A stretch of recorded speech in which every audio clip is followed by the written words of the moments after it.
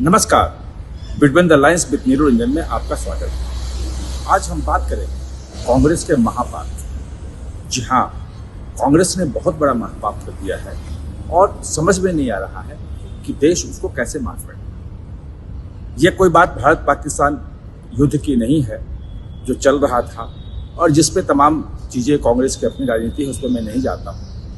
एक दूसरी लड़ाई चल रही थी पूरे गुट्टा की पहाड़ियों पर, और जो नक्सल का हेडक्वार्टर था वो उड़ा दिया गया। जो भारतीय सुरक्षा बल हैं, सीआरपीएफ के जो जवान हैं, जो डीआरजी के बस्तरिया डिवीजन है उसके जो जवान हैं, वो नक्सल का जो हेडक्वार्टर था और बटालियन नंबर 1 जो सबसे बड़ा बटालियन उसका था, जो कभी इसको हिडमा हेड किया करता था, जो देवा उसको कभी हेड किया करता था, और जिसने 2013 में कांग्रेस के जो छत्तीसगढ़ के तमाम बड़े नेता थे उनको झीरम घाटी में घेर के मार दिया था। वही बटालियन है जिसने 2010 में सीआरपीएफ के 75-76 जवानों को घेर के मार दिया था। बड़े बड़े जो घटनाएं हुई हैं, नक्सल जो हिंसा हुई है, उसमें इसका हाथ रहा है। और उस बटालियन का और पूरे नक्सल का, जितने बड़े नक्सलाइट थे, सब वही थे। और आप सोच सकते हैं कि कैसे वहां पे हुआ।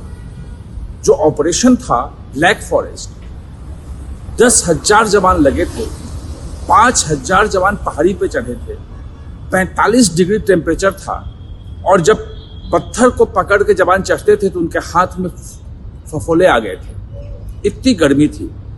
और वहां पे खाना पानी पहुंचाना बहुत मुश्किल था। जवानों को हर दिन 1 बोतल पानी मिलता था और उस 1 बोतल पानी में उसको 24 घंटे काम चलाना पड़ता था।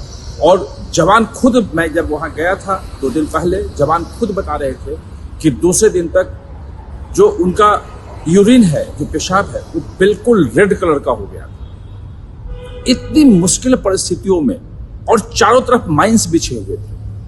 माइंस कैसे बने हुए थे वो एक अलग कहानी है, लेकिन 450 माइंस उन जवानों ने ढूंढ के निकाला, उसको नष्ट किया। लेकिन 18 माइंस फटे और हमारे 18 जवान घायल हुए, कई के पैर काटने पड़ गए। ये बहुत बड़ी सफलता थी। लेकिन जितने बड़े नक्सली नेता थे वो सब भाग निकले, वो बच गए। और बचे ऐसे नहीं, वहां के जवान जो, जब मैं गलबम जो बेस था, जो फॉरवर्ड ऑपरेशन बेस है सीआरपीएफ का, वहीं से पूरा ऑपरेशन संचालित हुआ था, मैं वहां पहुंचा था। वहां के जवानों ने हमें कहा कि अगर तेलंगाना की सरकार साथ देती तो नक्सलिज्म, नक्सलवाद अभी पूरी तरह से देश से खत्म हो चुका होता। लेकिन रेवंत रेड्डी जो है, उन्होंने कहना शुरू कर दिया कि नक्सलवाद जो है वो लॉ एंड ऑर्डर की समस्या नहीं है, उस पर ऑपरेशन नहीं हो चाहिए उनके खिलाफ, और ये बातचीत होनी चाहिए, और जो ऑपरेशन चल रहा है उसको रोक दो, और बातचीत के सहारे ये जो सोशियो इकोनॉमिक प्रॉब्लम है इसको हम सोल्व कर सकते हैं। रेवंत रेड्डी भूल गए 2006 का मनमोहन सिंह का बयान, जब उन्होंने कहा था कि नक्सलवाद देश के आंतरिक सुरक्षा के लिए सबसे बड़ी चुनौती है। जी हाँ, सबसे बड़ी चुनौती है। रेवंत रेड्डी भूल गए कि जिस तेलंगाना के वो मुख्यमंत्री हैं, कभी वो पार्ट हुआ करता था आंध्र प्रदेश का, वो आंध्र प्रदेश के मुख्यमंत्री पर नक्सलियों ने हमला किया था 2003 में। जब वो तिरुपति मंदिर जा रहे थे, 11 माइंस लगाए थे उनके रास्ते में, 9 विस्फोट किया। वो तो संयोग था, वो तो तिरुपति जो है उनका आशीर्वाद था कि वो बच गए, थोड़ी बहुत माइनर इंजरी हुई। रेवंत रेड्डी वो भी भूल गए और तमाम नक्सलियों को निकलने का पैसेज रास्ता दे दिया। पर ये कैसे हो सकता है कि जिस नक्सली ने पूरे छत्तीसगढ़ में कांग्रेस के पूरे नेतृत्व को साफ कर दिया, उसको बचने का निकलने का रास्ता दे रहे हो। और राहुल गांधी खुद, जो नक्सल सिंपैथाइजर हैं, उन्होंने एक पीस कमेटी बनाई है, उस कमेटी के सदस्यों से मिले और उन्होंने कहा कि नक्सलियों से बातचीत होनी चाहिए और बातचीत करके मामले को सॉल्व करना चाहिए। बात यह है कि जब तक उनके हाथ में हथियार है तब तक बातचीत कैसे हो सकती है और किससे बातचीत हो। अगर नक्सल नेता खुद सामने आते हैं बातचीत करने के लिए तो कर सकते हैं। जो उप मुख्यमंत्री हैं और गृह मंत्री छत्तीसगढ़ के भैया शर्मा, उन्होंने कह दिया है कि बातचीत के लिए कोई कमेटी नहीं बनेगी, अगर नक्सली आके बात करना चाहते हैं तो कर ले। लेकिन सवाल यह है कि जिस नक्सलवाद को आंतरिक सुरक्षा की सबसे बड़ी चुनौती मनमोहन सिंह ने कहा, जिसके खिलाफ सबसे डिसिसिव लड़ाई की शुरुआत पी चिदम्बरम ने गृह मंत्री रहते हुए किया।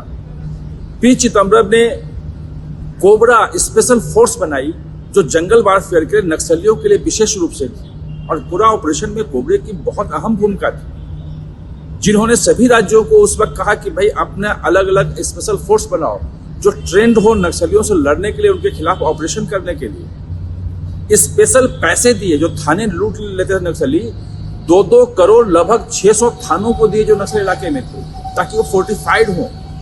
उन थानों को आधुनिक हथियारों से लैस किया। मनमोहन सिंह नहीं है आज, लेकिन पी चिदम्बरम तो है। राहुल गांधी को और रेवंत रेड्डी को कम से कम पी चिदम्बरम से पूछना चाहिए था, वो देश के गृह मंत्री थे, कि क्या नक्सलवाद को बातचीत से खत्म किया जा सकता है। मुझे लगता है कि देश की आंतरिक सुरक्षा के लिए जो सबसे बड़ी चुनौती है नक्सलवाद, जिसे मनमोहन सिंह ने कहा और तमाम लोग जानते हैं इस बात को, तिरुपति से लेके और पशुपति तक उनका पूरा रेड कॉरिडोर जो बन गया था और जिसमें फ्रीली घूमते थे, उनकी जनताना सरकार चलती थी, वहाँ किसी भी सरकारी अधिकारी को, कर्मचारी को जाने की उस इलाके में इजाजत नहीं थी। आज पूरा इलाका फ्री हो रहा है, वहाँ सब सरकार पहुँच रही है। गलबम जो बेस था, जो बिल्कुल पूरे गुट्टा के पहाड़ी के ठीक नीचे है, वहाँ मुख्यमंत्री जो छत्तीसगढ़ के वहाँ पहुँचे हैं। पहली बार कोई राजनीतिक जो है प्रमुख जो राज्य का वो वहाँ पहुँचा है। इतना बड़ा परिवर्तन आ रहा है, और उस सफलता को, उस चीज़ को आप खत्म करना चाहते हैं, बातचीत के लिए कि शांति हो जाए, ऑपरेशन बंद हो जाए और रिग्रुप हो सके नक्सली, क्योंकि नक्सली भागे हैं बहुत छोटे छोटे दलों में। छोटे छोटे दलों में भागने का मतलब ये है कि अब उनका कोई ऑर्गेनाइजेशनल स्ट्रक्चर नहीं रहा। कहीं उनके बड़े नेता एक जगह मिल करके और कैसे ऑपरेशन करें, कैसे रिटेन करें, कोई प्लानिंग नहीं बना सकते। यानी कि उनका पूरा स्ट्रक्चर डिसमेंटल हो गया, और हर जगह छत्तीसगढ़ में नेटवर्क इलाके हैं, वहाँ सुरक्षा बलों की प्रेजेंस है। ऐसे में इस पूरे अभियान को खत्म करने की कोशिश करना और सुरक्षा बलों के मनोबल को गिराने की कोशिश करना, मुझे लगता है ये महापाप है, और देश की जनता इसके लिए कांग्रेस को माफ नहीं करेगी। आप हमारे साथ जुड़े, इसके लिए बहुत बहुत